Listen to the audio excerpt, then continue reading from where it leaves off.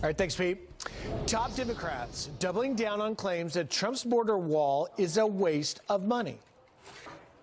I think that the wall is an absurd idea. I think it's a waste of money. The wall that he's suggesting is a waste of money. His obsession with forcing American taxpayers to waste billions of dollars on an expensive and ineffective wall. We can secure our border without an ineffective, expensive wall.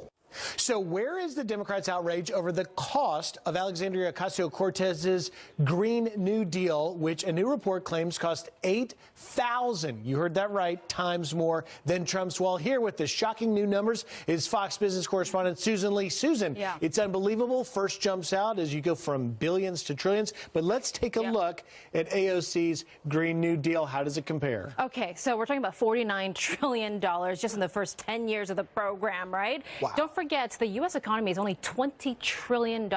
We already owe $21 trillion in debt. There is no money at this point. And when you're looking at the annual budget, it's only $4 trillion a year. This is astronomical. Well, and also, if you go a little deeper, as you did, and I just reset that, I apologize for you. It's faulty fingers. But the renewable energy part. The renewable energy part. So MIT did a study basically to get to 100% renewables. You basically need to upgrade the systems that we have in place. At this point, looking at 80% reliable energy, that's going to cost $2.5 trillion already. So forget that number. That's already thrown out the door, according to MIT. Well, and if you look at the smart grids, the power grids, what do we learn? Okay, so the U.S. Department of Energy, they already have a plan in place, a proposal that they want to make a national policy, basically, to upgrade the grids. And they have something a little bit more sustainable because, listen, I mean, upgrading the grid is going to cost so much money. Think of all the transmission lines, the power grids across the country. So what the U.S. Department of Energy is proposing right now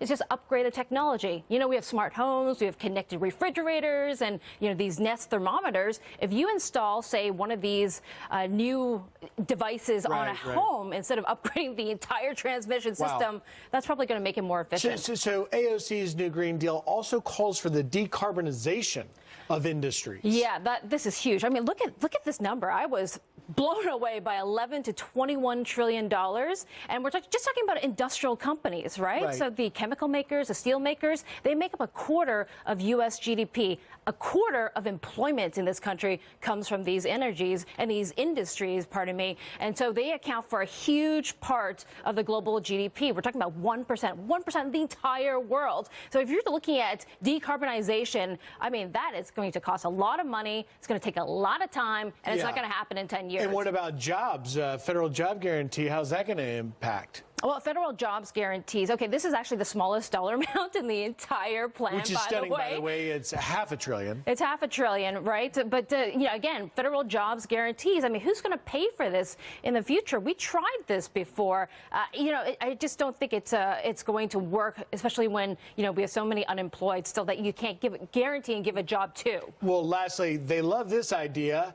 The universal basic income? It sounds great. We've tried this in Finland. They've canceled it because people are not working. They're not motivated to. And it doesn't help the economy, by the way, because it does boost up costs. Wages don't really go up. So bottom line, Susan, AOC's new Green Deal has a bit of a math problem when it comes to these numbers. Yeah, and I did a lot of math last night, Griff, so. All right. Thanks very much for being here, Susan.